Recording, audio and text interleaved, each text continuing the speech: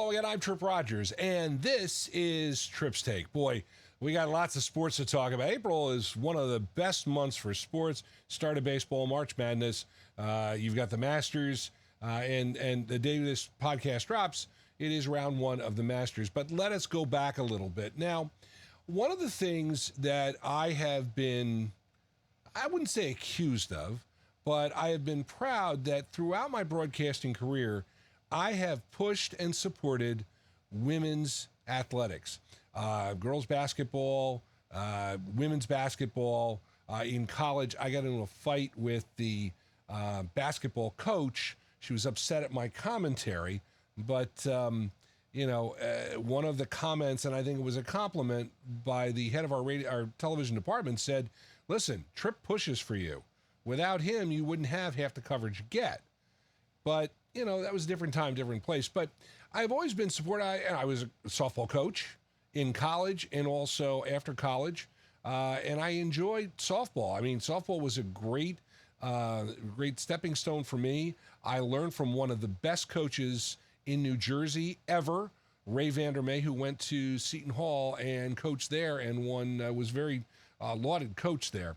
And it was some of the best times of my life, and I met some great people, and I saw some excellent softball players and excellent athletes also. Having said that, was I surprised that the women's game outdid the men? No, I'm not. I think one of the reasons is because it was on Sunday afternoon on ABC, and the age-old question comes up, why are they playing the national championship game at 9:20 on a Monday night?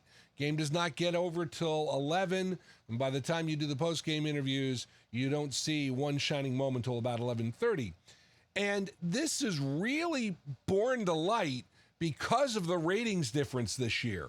And it was amazing. Now, I watched the basketball game Sunday afternoon, but here's what really impressed upon me that women's basketball has come. I flipped back when the game was out of hand and I knew that it was going to be South Carolina. I flipped over to the NASCAR race. And I'm watching the NASCAR race, and they sat there and put it up full screen and said, "Hey, college basketball news," and da-da-da. And this is NASCAR. NASCAR is primarily male, and they reported on it. I mean, women's basketball is here to stay. And I will say one thing about South Carolina. Dawn Staley has been a player I have known for a number of years. I knew her back when she played in Temple. I covered her. She is a class act. I think she is one of the classiest people in women's basketball. And I also want to talk about Caitlin Clark because she has had the world on her shoulders. And for people to say that she's not that good because she didn't win a national championship, excuse me, basketball's a team sport. Last time I checked, you can't dominate with just one person. Okay. And the other part of it, I just think people are throwing shade on her. It's not deserved. Caitlin Clark is a generational athlete. She enjoys, she has fun. I can't wait to see her in the WNBA. And like I said, I think women's basketball and women's college basketball has come a long way. And I think you're going to see a time when the women's basketball championship will be played in a stadium-like atmosphere, as was done in Phoenix, and where the March Madness, the men's basketball championship, is done in a stadium every year. Now, the thing about it is the game has to go on from here. And one of the ways the game can grow is if the networks start treating it with a little more respect. The NCAA also has been called into question because I just think the women's basketball, March Madness especially, you have the home games the first two rounds for teams.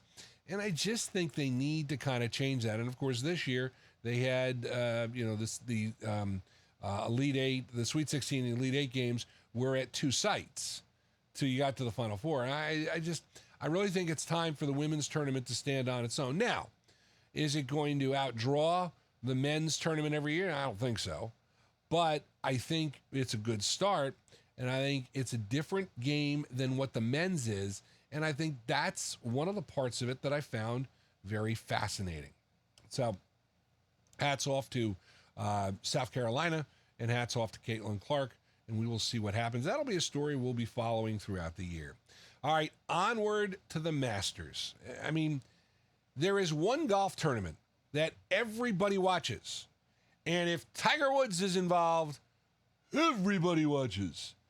This week, he tries to make the cut and set a record for the 24th time. Now, remember last year, he made the cut, but after the rain delay in the third round, he withdrew because, again, he is banged up and has been having issues. Now, how magic would it be if Tiger could make a run? I think it would be the greatest thing. And I remember 2019. That was just unbelievable when he won. And, of course, he's given us so many things. And you can't count him out. You cannot count Tiger Woods out because Tiger Woods is one of those generational athletes. And, if he could put something together this weekend, it would be so great. But the other thing you're hearing from Augusta, and I think it's a valid point, people are getting tired of this LIV and PGA Tour feud. It is time for the two to merge. It's time to stop this separate tour stuff. I think it was right for the players to come out and say, this week, you've got to merge these two teams, these two factions, because of the fact it's not good for the game of golf. And I agree with that wholeheartedly. I mean, if a LIV golfer wins the Masters, I mean, that's really thumbing their noses at the PGA. And I really think the PGA has blown this whole situation. They really have. I think the other part of this is if a LIV golfer does do well, and again, the majors, the LIV golfers have really done well. I think it really will speak to, listen, the two tours can coexist if you want to. But I thought John Rahm's comments were very good. He said, I signed with LIV because I thought it would move the needle and get everybody together. Obviously, that has not happened.